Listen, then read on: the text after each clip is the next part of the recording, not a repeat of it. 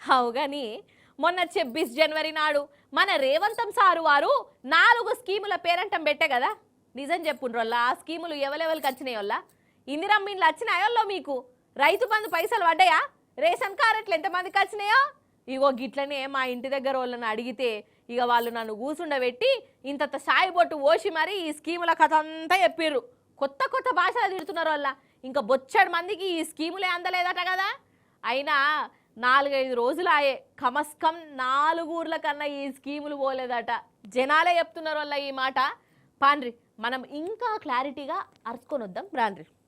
నిజంగా మోసం కాకుంటే ఇంకేంటిది, నమ్మిచ్చి నట్టేట ముంచుడనుకుంటే ఇంకేమనాలే.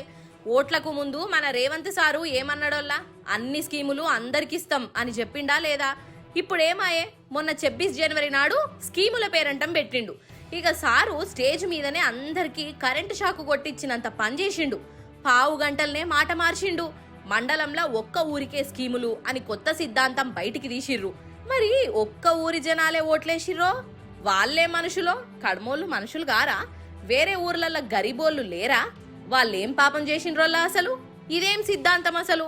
సరే ఇక ఒక్కూరికన్నా బరాబర్ ఇచ్చిర్రా అంటే అది కాదు, ముక్కుకుంటా మూలుక్కుంటా ఇస్తామని చెప్పిన ఇందిరమ్మ ఇండ్లల్లా షెయి పార్టీ కార్యకర్తల పేర్లే ఉన్నాయట.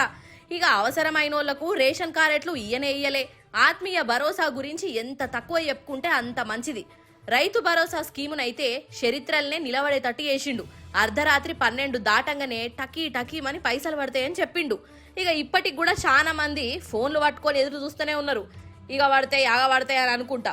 ఇక వడింది లేదు, పెట్టుబడి పెట్టింది లేదు. అసలైతే రైతు బంధు కేసీఆర్ సారు సీఎంగా ఉన్నప్పుడు సీజన్ కు ముందే టక్కున పడేటి. ఒకళ్ళు చెప్పవలసిన అవసరం లేకుండే. రైతులకు బరాబర్ నమ్మకం ఉండే ఇయ్యాలనో రేపో ఇక పడతాయి అని.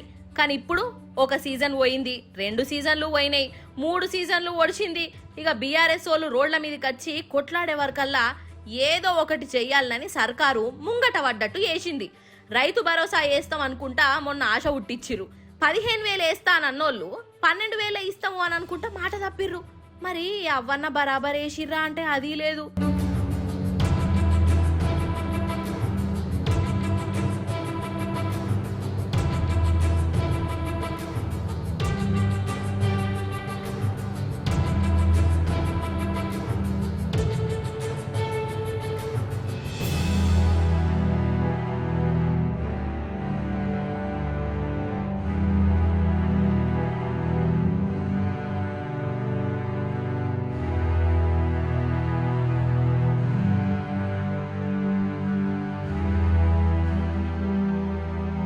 నాలుగు స్కీములు అని సాటింపేసుకొని 4-5 రోజులు దాటింది. ఇప్పటికి కూడా 4 ఊర్లకు కూడా ఆ పథకాలు అందలే. అవునా కాదా? ఇక ఇప్పట్లో వచ్చేటట్టు కూడా లేవు. ఎందుకంటే ఎమ్మెల్సీ ఎలక్షన్లు వస్తున్నాయి లోవు. ఇక ఇంకేమున్నది, ఎలక్షన్ల కోడ్ పడుతుంది. ఇక ఈ కోడ్ ఉన్నప్పుడు స్కీములన్నీ బంద్ చేస్తారు. అంటే ఈ సగం పనులు కూడా 3 ఒద్దులు మురిపం లెక్క చేసిర్రు. కోడ్ వత్తదని సర్కార్కు ముందే ఎరికే. అందుకే కావచ్చు కోడ్ పడే ముందే మందిని మత్పరిచ్చేందుకు స్కీములు ఇస్తున్నాం అన్నట్టు చేసిరని అంటాన్రు. ఇక ఇప్పుడు ఏమాయే 4 స్కీములు అని అంటే మాదేమున్నది, ఎలక్షన్ల కోడ్ ఉన్నది అని ఉత్తగా తప్పించుకోవచ్చు అన్నట్టు. ఏందిది? ఇట్లా ఎంతకాలం అని తప్పించుకుంటారు? ఎన్నొద్దులని మత్పరిస్తారు? ఇప్పటికీ ఏడాది దాటింది, ఒక్క పథకం ఒక్క ఇంటికి కూడా చక్కగా వచ్చింది లేదు. అంటే రూపాయి చెప్పులు సేపోయి అన్నట్టే చేసిరు పో అని కోపానికి వస్తాండ్రు.